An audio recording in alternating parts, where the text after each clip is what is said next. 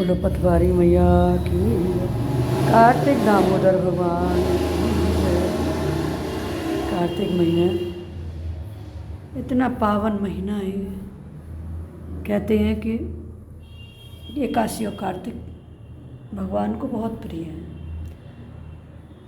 एक समय की बात लिखा है कि तुलसा जो रुक्मिणी थी तो रुक्मिणी जी से सोच रही थी कि मैं कार्तिक नहाऊंगी, कार्तिक महीना में भी नहाऊंगी, पूजा पाठ करूंगी। क्यों कि जब कलयुग के जीव होंगे तो उन्हें कैसे पता पड़ेगी ये सारी। तो रुक्मिणी के मन में इच्छा थी कि मैं कार्तिक नहाऊंगी। तो अब रुक्मिणी मन में विचार कर रही थी कि मैं कैसे नहाऊं, क्या करूं, कन्हैया मेरे कन्हैया की सेवा कौन करेगा अगर मैं नहाऊंगी तो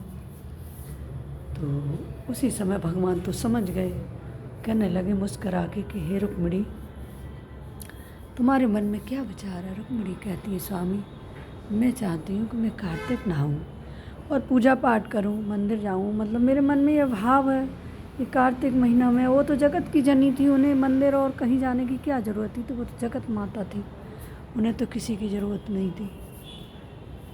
लेकिन मैं तो उन्हें किसकी ज़रूरत है।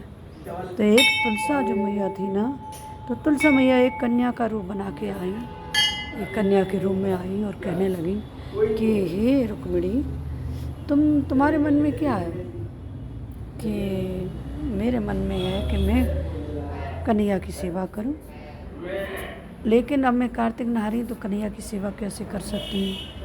तो ये सोच करके मुझे थोड़ा, और मेरा मन करता है कि मैं कार्तिक नहाऊंगी पूजा पाठ में।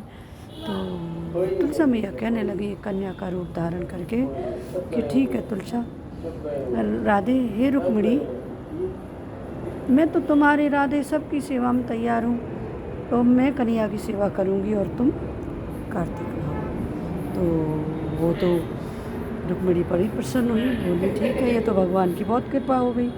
तो रुक्मिणी तो कार्तिक नहाने लगी और तुलसा मैया छोटी सी एक कन्या के रूप में और कन्हैया की सेवा में लग गई। अब वो कन्हैया की सेवा करती, उनकी जो रुक्मिणी करती थी वही। तो जब कार्तिक समाप्त होने को आया तो एक दिन की बात है, तुलसा कन्हैया से बोली, कन्हैया अब तो कार्तिक भी समाप्त होने को आया, रुक्मिणी आई। तो कन्हैया बोले, हे ठाकुर जी बोले, हे तुलसा, अब मैं तुमसे शादी करना चाहता हूँ, मैं तुम्हारे संग ब्याह रचाऊँगा। तो कन्हैया तुलसा से बोल रहे थे, तुलसा बोली ठीक है कन्हैया। अब तुलसा मैया इसीलिए गई थी सेवा करने को कन्हैया की। तो दोनों ने आधी रात के समय जंगल में जा कर के ब्याह रचाया। अब इनके ब्याह में 33 करोड़ देवी देवता आए, ऐसा नहीं है कोई, 33 करोड़ देवी देवता इनकी शादी में आए, तुलसा और शालिग्राम की शादी में।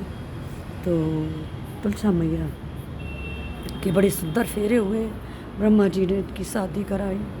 ब्रह्माणी, पार्वती मैया, सारी देवियाँ आई हैं और इनकी चोरी से शादी हुई है। शालिग्राम की एकादशी को, जो देवोत्तरी एकादशी होती है, उसको तुलसा और शालिग्राम का विवाह होता है।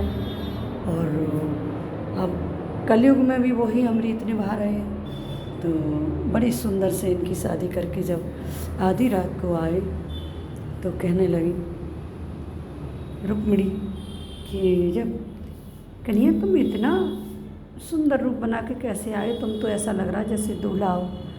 तो कन्हैया कहने लगे रुक्मिणी, ये तो हम कहीं गए थे, वहाँ से हमारे इंद्र की सभा लगी थी, वहाँ पर बड़े बड़े देवता आए थे, देवियाँ भी आई थी, तो वहीं पर ही है।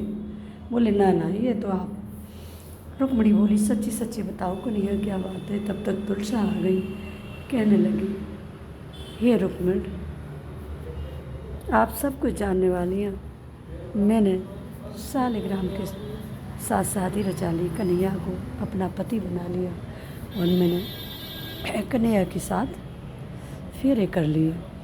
बोली अरे तुलसा, तुमने मुझे बड़ा धोखा दिया। मैंने तो तुम्हें अपनी छोटी बहन समझ के अपने यहाँ रखा है, कन्हैया की सेवा दी, और तुमने ये क्या किया? तुमने हमारे कन्हैया हमसे छीन लिए।